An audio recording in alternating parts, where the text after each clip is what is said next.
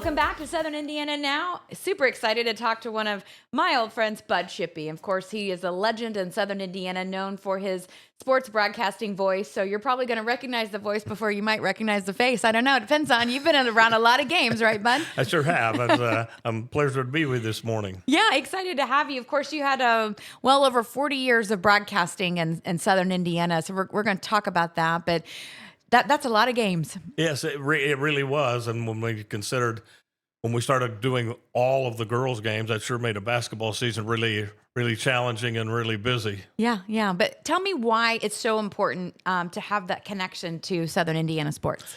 Well, Southern Indiana is a little different than the rest of the state in that we're made up of smaller communities, and I think there's a much more a fabric of togetherness in those communities that makes them a little bit different than some of the larger communities. And high school sports from the very beginning, if you want to date back all the way to the 50s and 60s, or maybe even before my time, obviously, it has been an important part of the communities, and it has just continued that way. And you can look at, even the most recent this year, the smaller schools, that it's such a community thing. It brings everybody together. We were fortunate in Seymour. We had the Class A semi-state this year, and we had Orleans, and we had Clay City, and we had Hauser, and those are three small schools. But the gym has 6,000-7,000 people there because those communities are so tightly knit. Yeah. And sports has just been a huge part of those communities for years. Well, now Orleans just celebrated a big win. Oh, my goodness, yes. That's exciting. Like you mentioned, the whole community gets involved, and that's super fun to be a part of that. It really is, and you can tell it. I mean, there are so many small communities like that in Southern Indiana, whether you want to go down to where Borden won a girls' state championship this year. Lanesville won multiple state championships. To those small schools, you go to southwestern Indiana with the Bar Reeves and Lagodes and Orleans that we've talked about. And those small communities are just so special, and sports has been such a big part of those communities in their lives. Absolutely. So in your over 40 years of broadcasting, that's a lot of high school sports games. This is going to be a super tough question for you. But tell me some of the most memorable, it can be any game, any county that you remember. You're like, wow, I can't believe we just saw a game like that. I'm sure several come to mind. There are numerous ones. And my very first state championship game was in 1977. And it was teams that had really no connection to Southern Indiana, but it was the days of single class when all local radio stations went all the way through the state championship game. And it was East Chicago, Washington, and Carmel. And Mark Herman, who ended up being an NFL quarterback, led Carmel to the state championship. The game went overtime, and I'd always wanted to do something like that. And it was at Market Square Arena at the time, and it was just such a thrill. But then you look ahead, and obviously, the Damon Bailey game at the Hoosier Dome was still the national record for attendance for a high school game. Was an incredible game broadcast, which went down to the final seconds. We had some different games like that, and when Damon Bailey played Pat Graham, the two Mr. Basketballs in a regional game at Seymour, and those games are just so much fun, and that's when you get crowds of 8 and 10, and you get to the Hoosier Dome, and you're talking about 40,000 people. That the atmosphere is incredible. So there's been a lot of really good games. So many that have come down to last second baskets, and a New Albany Warren Central semi-state game at Seymour not long a couple of years ago that was decided on a buzzer beater. There's just so many games. It's hard to just pick one game. But if I had to pick one game that I found the most exciting, it was with Plymouth playing Gary Roosevelt in the state championship game when Scott Skiles was playing, and it went double overtime, and it's still a legendary state championship game. It's so much fun. But just one more question. I know that when you show up at a game on Friday night, and maybe for people that aren't from the area in Southern Indiana, or maybe they haven't been to a game in a while, what is the vibe like? Why is it so fun? Why is Friday Night Lights called Friday Night Lights? I mean, tell me about what people can expect. Why is it so important to communities? There are so many things that go into it. The ambiance. I mean, just the You go in, you smell the popcorn popping, you hear the pep band playing, you see the cheerleaders, and then you see the teams coming out, and you see the fans get excited, and it's the whole atmosphere that is combined into one thing, and it can be an amazing thing when you have a really important game and a great game with two really good teams, and the fan support that Southern Indiana has always been known for. It just makes for such a great atmosphere, Yeah. and it's just fun. Yeah. And there's not a lot of things that are similar to that. I mean, It's just there's special. so many opportunities Yeah. for people to do things, but that is a unique thing in that you can support the young people of your community, whether it's the boys or the girls, and it just makes such a family atmosphere. So it's so just fun. Yeah. So regardless of what sport it is, it can be football, the basketball, the baseball, softball, whatever the case is, just make sure you're supporting your team. And that's what we're all about here in Southern Indiana. Thanks, Bud, for being part of Southern Indiana Now. We'll be back. Crossroads Acoustic Fest returns to downtown Seymour April 25th and 26th. It's a weekend filled with talented musicians from all over the world, including Ben Chapman, Sean McConnell, and Meg McCree, plus regional musicians Alex Williams, Jason Wilbur, and the Tillers. Performances take place in multiple downtown listening rooms, and your weekend pass gives you access to all the songs and all the stories. Delicious food and beer will be available all weekend. Check out the entire 2025 lineup and get your tickets at crossroadsacousticfest.com. And welcome back to Southern Indiana Now. I'm Kelly Trask, and we're honored to have Lew Freedman with us with the Seymour Tribune. We're talking all things how sports has affected Southern Indiana and all the things that go along with that. So, Lew, give us a little bit about your background, and also we can talk about some of those fun sporting events in Southern Indiana. I grew up in Boston, which meant that I was a professional sports team follower because there's no dominant team like there is Yeah. in Indiana, where you have the allegiances to the colleges, whereas Indiana, Purdue, and lesser schools on the Yeah. horizon. But so it was very oriented, and the Boston Celtics winning championships every year made me a basketball fan, which of course was a good fit for Indiana. Yeah, absolutely. So let's talk about your career in sports journalism here in Southern Indiana. Tell me about some of the games that have kind of stuck out in your mind as memorable moments and shining stars. Well, it's funny because I've covered a lot of different things, and the Indianapolis 500 stands out actually beyond anything else, which is of course the signature sport Yeah. and the signature event of Indiana, Right. and we are coming up on it very shortly Yeah. in May. So it was kind of a dream almost because I started watching it on television when I was 12 years That's old. fun. And I probably, and wherever I was in the country at any given time, whatever the time difference, I would wake up in the morning to watch it. Yeah. Well, that's awesome. I know high school sports is very important to Southern Indiana. Can you share some of your good, fun moments that you've covered with some local games or even any of our teams from Southern Indiana? Well, you know, one of the greatest high school football games I ever saw was about 3 or 4 years ago here. It was the annual Seymour Brownstown game. Of course, it had a huge crowd. And the way the game went, it was a situation where it seemed to be clinched. And who was winning I remember that. Yes. over and over, and it kept changing in the last few minutes, adding the amount of suspense, to capacity crowd. And it was just astonishing how it went back and forth right down to the last seconds. So anytime you see a game like that, that's special. Absolutely. Tell me about when looking for stories to report in Southern Indiana. What are some things that you look for? And tell me one of the more involved stories or, cases or things like that that you've had to report on. Well, I've been very fortunate the last couple of years because they were sort of almost once in a lifetime experiences. Certainly, it's kind of hitting me. I mean, I follow for the Seymour paper, I cover Indiana football and basketball, and all of a sudden, they had the best football team in the history of IU after being the losingest football team Yeah. in Division I sports. Yes. And all of a sudden, we have greatness out of nowhere, and the Yeah. stadium is packed. Yeah. So that was kind of fun to be, watching that Absolutely. unfold. And in the same year, we got the Indiana Fever drafting Caitlin Clark, who became a spectacular phenomenon.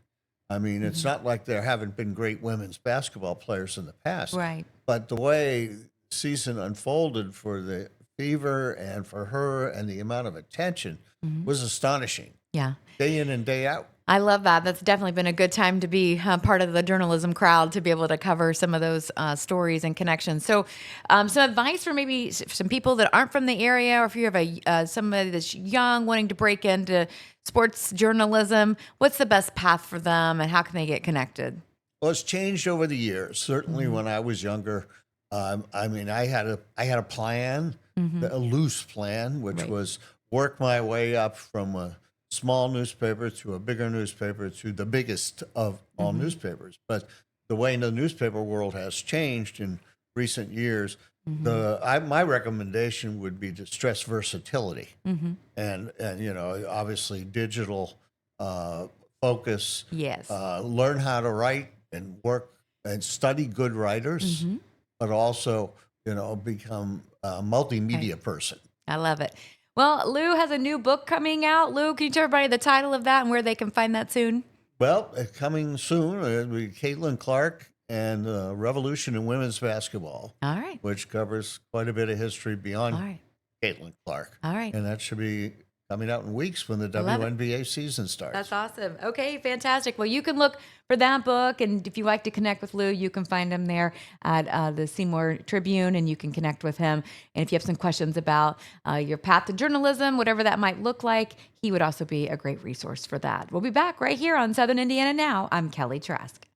Crossroads Acoustic Fest returns to downtown Seymour April 25th and 26th. It's a weekend filled with talented musicians from all over the world, including Ben Chapman, Sean McConnell, and Meg McCree, plus regional musicians Alex Williams, Jason Wilbur, and the Tillers. Performances take place in multiple downtown listening rooms, and your weekend pass gives you access to all the songs and all the stories. Delicious food and beer will be available all weekend. Check out the entire 2025 lineup and get your tickets at crossroadsacousticfest.com. I'm Kelly Trask, back for Southern Indiana Now. Of course, we're excited to launch into our next segment, Hoosier Happenings. We've got someone with us today. No grass is growing underneath her feet, literally, because she's mostly on a court. Let's talk to Nancy Sterling. She's with the Brownstown Pickleball Association. Nancy, first of all, thanks for joining us today. Brownstown, of course, located in Jackson County in Southern Indiana. So someone new to the area or may not know where that is. You guys, looks like, and of course, behind us here, we've got a big Pickleball in the Park event happening. And so let's talk about the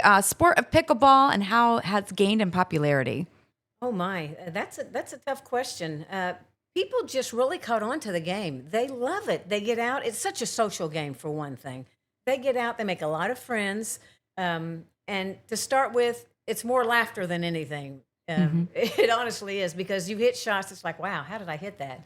Or, wow, I shouldn't have missed this one. But anybody can play it. You don't have to be an athlete. Yeah. You do not have to be an athlete. Yeah, it's no longer a retirement sport, right? No, it is not. All right. It is not a retirement sport. I mean, I'm seeing kids 8 and 10 years old in tournaments. Wow. After we built the courts, let me back up just a little bit.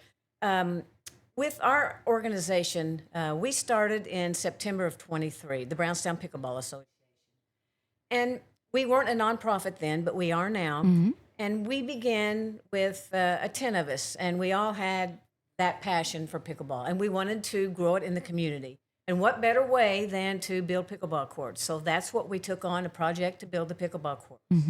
We raised $120,000 in less than 6 months. Wow. And that was from individuals, businesses. We did get a couple grants, and other nonprofits. So everybody bought into what we wanted to do, which was great, because our community needed that. We needed something. Yeah, I love it. Super.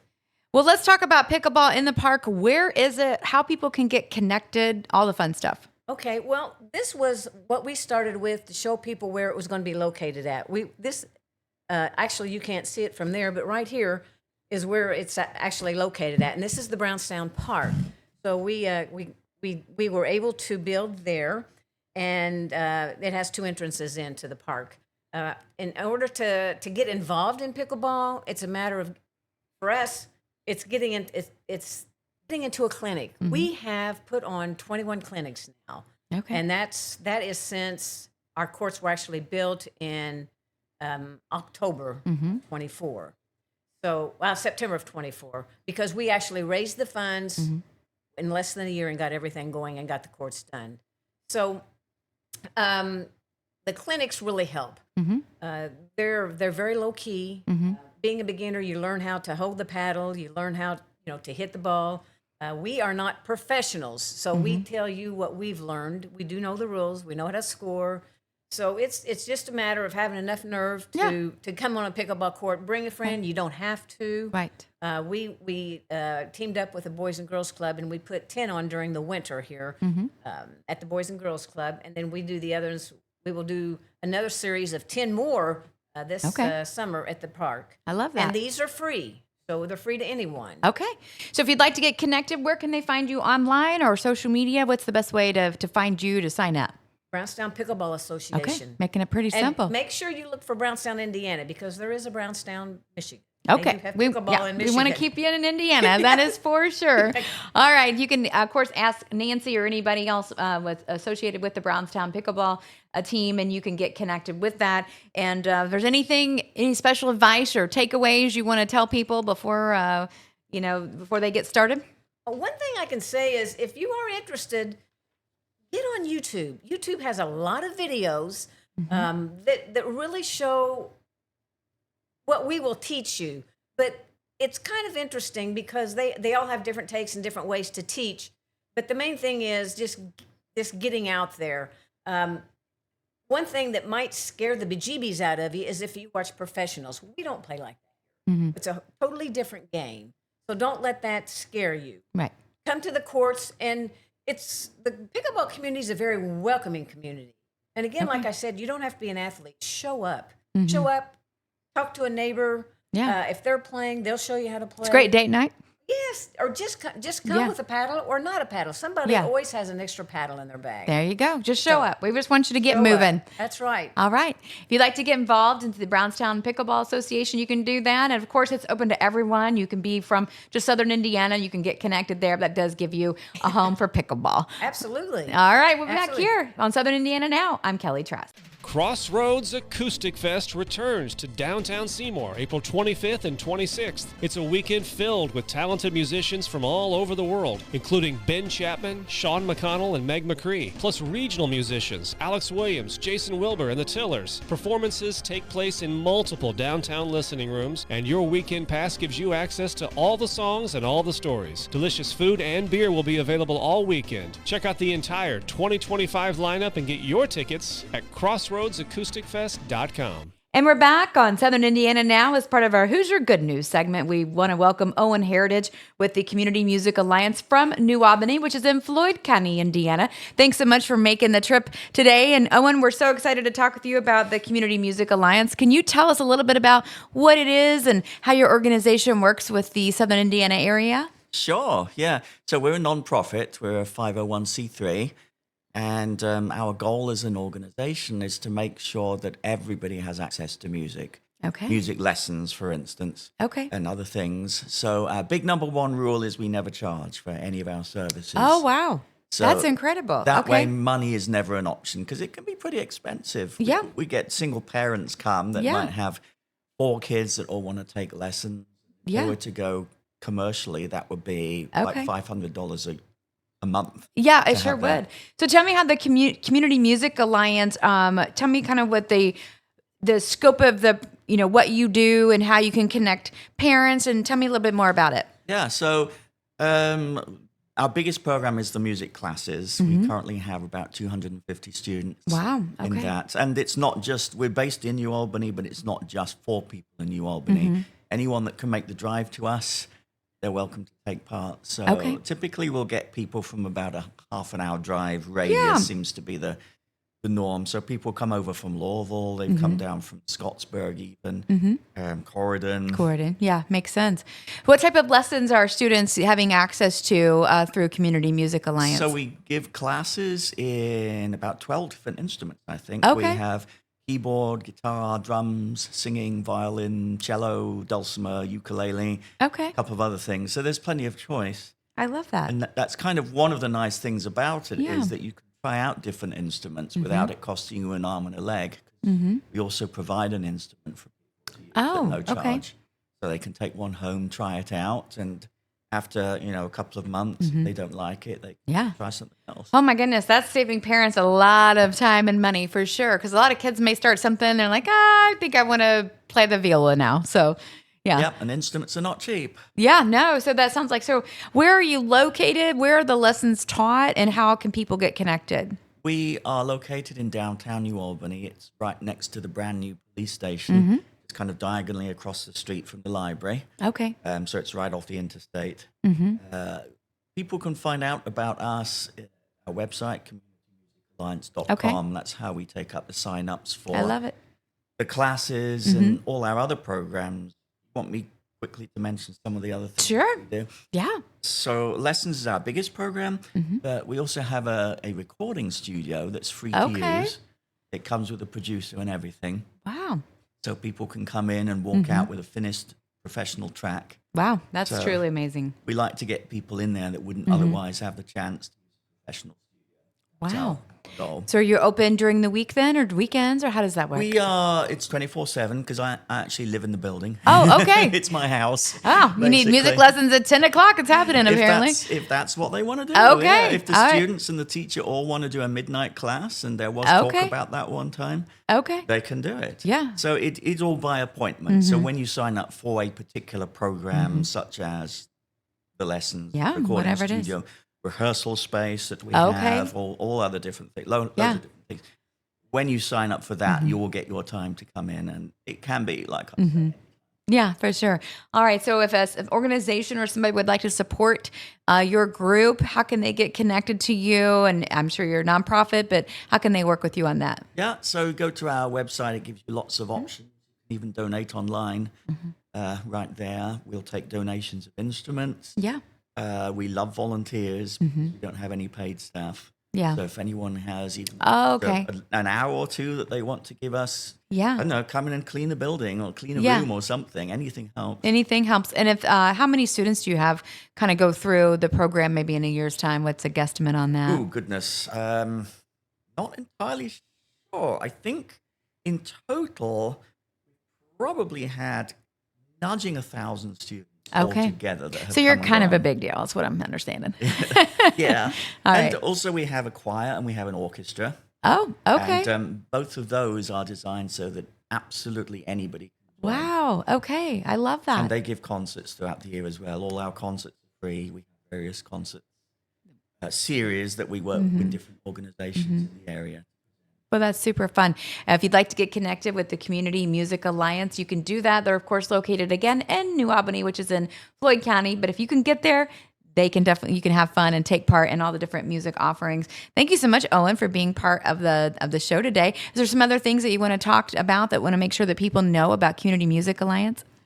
Only that it's our dream one day that we will have community music alliances across the country. So we Okay. are looking to I love that. expand. Okay. Maybe one here in Seymour would be nice. Yeah, It I mean, seems like of course, this show covers great all of area. Southern Indiana. So Right. if someone listening does want to start a community music alliance for their town or their community, what do they need to have to get started, Well, Owen? we would love to partner with organizations. Okay. Right now, our issues are having enough funding and having enough volunteers. Yeah. Money and people. And that way it always comes down to. always the Yeah. way. But that's, absolutely. We Okay. would love to start second, third, fourth location. Yeah. All right. So if someone listening, even if they just want to start with a group of, it starts with one person, right? And that's all you need is one person, and it can grow from there. Yeah. So do they just get with you? Do they just need some, instruments donated, people to teach? Is that what they need? Just get with me if they want to work with us. Okay. In fact, we have worked with various organizations to do like mini projects, like some of the schools, for Okay. instance, Yeah. some of the other youth organizations. Would love to see orchestra expand in Southern Indiana and give kids a great opportunity to get exposed to string instruments, woodwinds, that sort of thing. So they can definitely do that.